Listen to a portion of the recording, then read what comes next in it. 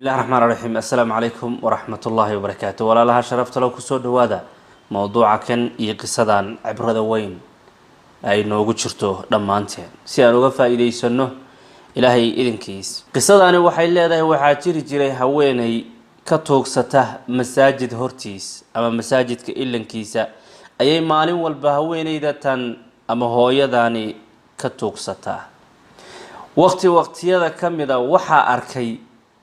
imaamkii masaajidka kan tujinayay haweeneyda tan waa uu yaqaanayo xaafada waba laga yaqaanaba haweeneyda wuxuuna su'aalay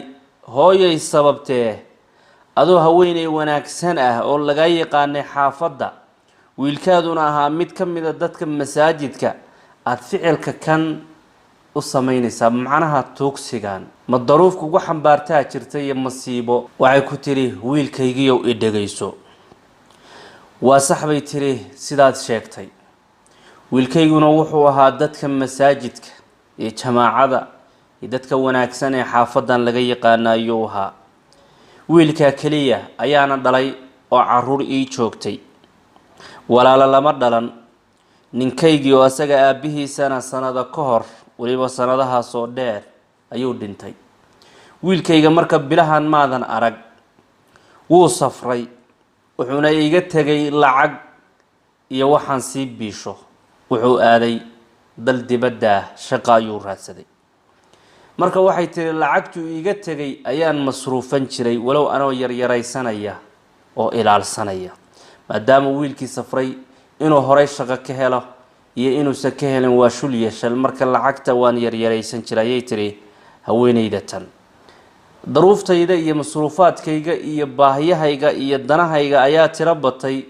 taasoo keentay lacagtii uu iga tagay wiilkayga iyo wixii aan haystay inay dhamaadaan ana shaqo ma hayo da'daasaan leekahay wadiga ii jeeda taasi marka waxay ugu khasabtay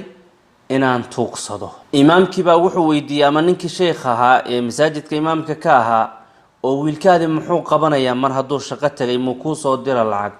موسن كوسو ترين بيليا لعق يا واحد مصروف ستد ما يا تري ويلكي وحو إيسو ديري تري بالوالبا كيش أما بورسير أو أي كوتشران صوره أو كويسو كم ديهي مركا وحي تري دربيغان كودك سديسي أنو حاسوس ويلكي قانو هشدو ما داما ويغم مقيحي نيكي إمامك هوايابي وحونا قوان سدي قريقا هو يدتن إنو صوب بغضاء وطاقو haweeneyda tan markuu gurigii tagay ninka kana ama wadaadkan ama imaamkan wuxuu la kulmay arrin kadiisa oo uu la yaabay haweeneyda tani waa miskiin waxna ma akhriso waxna ma qorto labana iskuma geyn karto hal iyo eberna ma kala saari karto kiishkan ama boorsadan uu soo diro wiilkeedu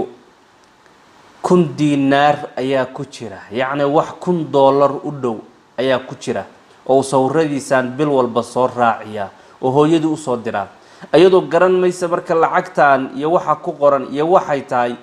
sawir ahaan bay u haysataa darbigay ku dhagsatay haweeneydan wiilkeedu wuxuu shaqaynayay 7 bilood safarkiisa kadib 7 bilood bil kasta waxa uu soo dirayay $1,000 haweeneyda tan ama hooyadan waa tuugsanaysaa qeyrkeed ayayna mucaawino weydiisanaysaa iyo musaacado iyadoo guriga u yaalaan $7,000 arrintii baa loo sheegay lacagtii baa la soo qaaday baahiyaheedii baa loogu guday shaqo yara loogu abuuray waxay noqotay hooyadaasi mid aan mar dambe u baahan tuugsiga inay istaagto masaajid hortiis markaasna dad iyo daristoona waxba ma weydiisan bila aadan oo baahan ilaahay baa ka kafeeyay ayadoo sidaa waxay u sameynaysaa waayo waxa weeye qiraa'ada iyo akhriska ayay jaahil ka tahay cid kalena waxba kuma darsato inay baahan tahay ayay ismoodaysaa wiilkeedana ku warcelin mayso su'aalna weydiin mayso way ka naxaysaa mana doonayso culays badan inay saarto waxay aaminsan tahay wiilkeedu inuusan weli helin shaqo asaguna wama sheegin wuxuu haysta hooyadiis inay si isticmaalayso si biilanayso si masruufanayso lacagta uu soo dirayo dhacdadatan ama qisadatan haddii la fiiriyo waa mid la yaab leh oo qariiba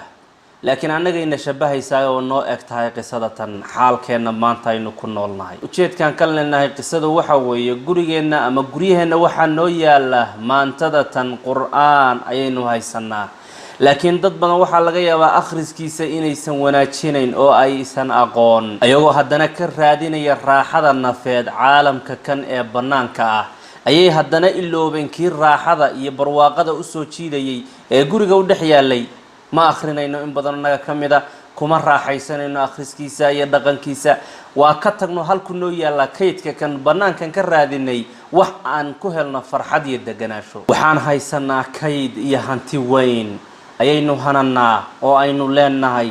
hantidaasi magaceedu waxa weeye waa kitaabka ilaahay waa kalaamka rabbigeen tabaaraka wa tacaala haddaan si fiican qur-aanka ugu fiirsano u aamino qani baynu nahay anigu qani baan ahay adna qani baa tahay ee dhammaanteen masruufkeenu ha noqdo qur-aanka iyo aaminaadaas raaxada naftan aan ka raadino ilaahay dhammaanteen ha naga dhigo quluubteenna kuwa ku qaboojiyo ugu raaxeeya qur-aanka kariimka aad iyo aad baad u mahadsantihiin baaraka allahu fiikum